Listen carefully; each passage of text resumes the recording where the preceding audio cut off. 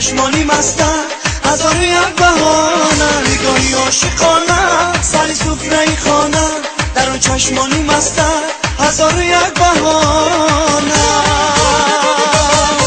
نگاه را برم کشته ای ما را، به این دار و مدارا دلم بردی نگاه را برم کشته ای ما را، به این دار و مدارا دلم بردی نگاه را، به این دار و مدارا دلم بردی نگاه را.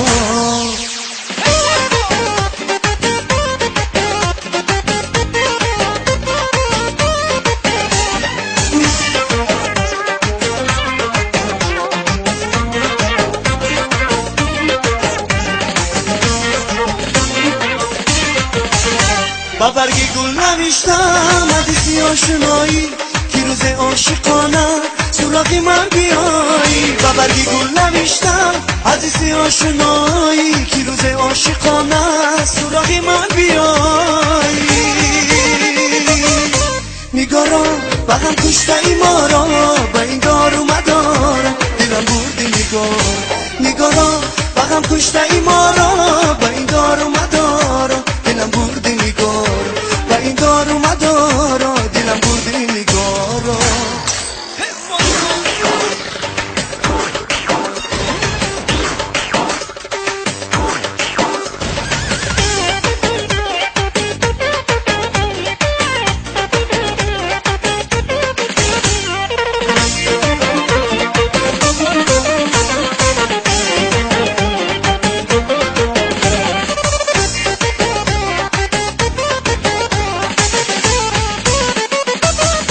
نگاه را بغم کشته ای ما را، به این دار و مدارا دلم بردی نگاه را. نگاه را بغم کشته ای ما را،